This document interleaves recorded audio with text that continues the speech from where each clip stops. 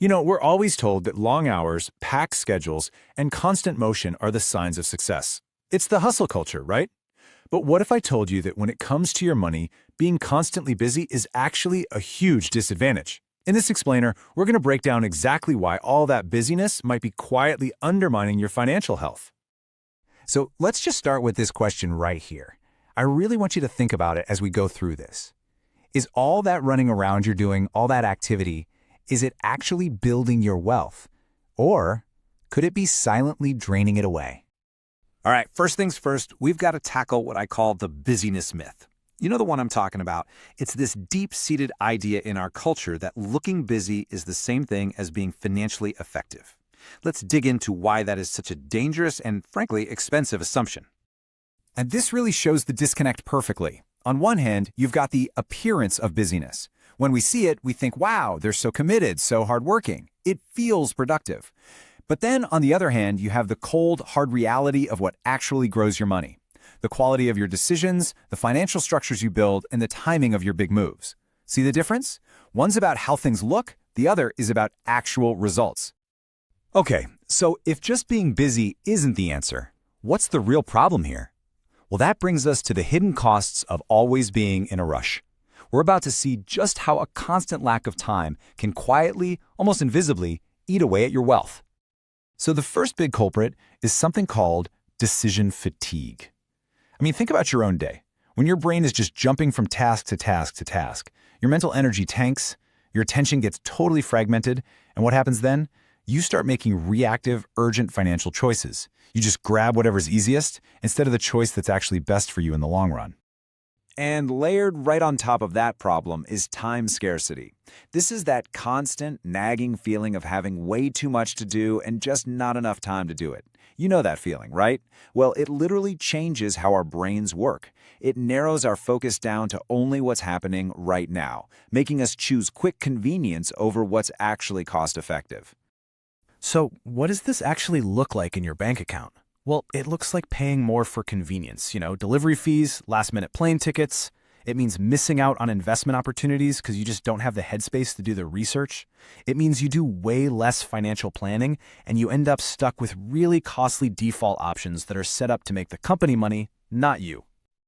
This quote absolutely nails it. Every single automatic renewal you forget to check, every convenient service you use without thinking twice, these things add up.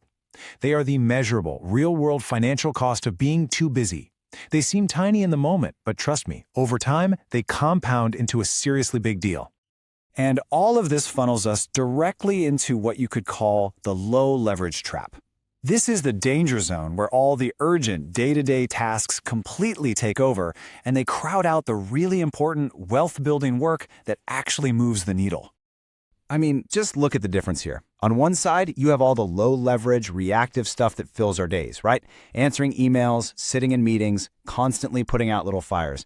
But on the other side, you have the high-leverage, structural actions that truly build wealth, setting up automated money systems, taking an hour to review all your recurring expenses, planning for risks. So the big question is, which side of this list gets all the attention when you're busy? And here's exactly how it happens. It's a pretty vicious cycle. First, your schedule just gets packed with that constant, low-leverage activity. Then, because of that, you have 0 blocks of uninterrupted time left for any kind of deep thinking or planning. And the result? All those crucial, high-leverage things, the stuff that really matters, get pushed off forever. Okay, so that's the problem. How in the world do we break out of this trap? Well, the solution is all about finding financial clarity. And that means making a really big shift in our thinking. We have to move away from a strategy of constant motion and toward a strategy of deliberate structure.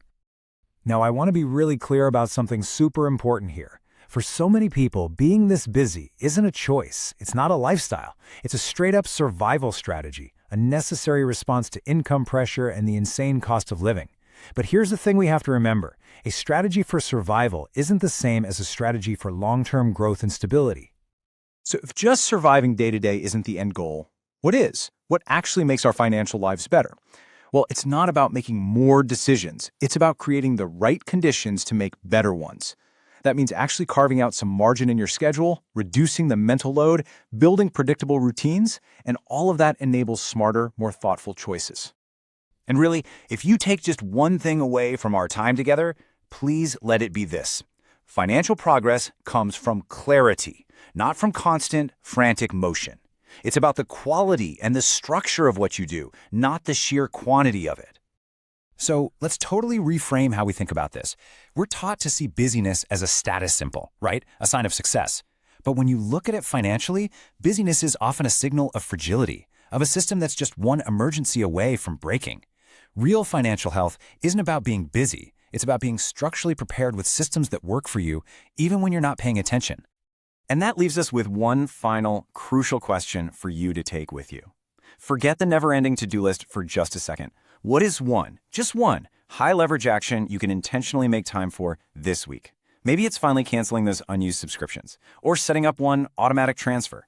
Whatever it is, that single, deliberate action is probably going to be worth more than an entire week of just being busy. All sources and references for this video are listed in the description below. This video is for educational purposes only and does not constitute financial advice. Please consult a licensed professional for your specific situation.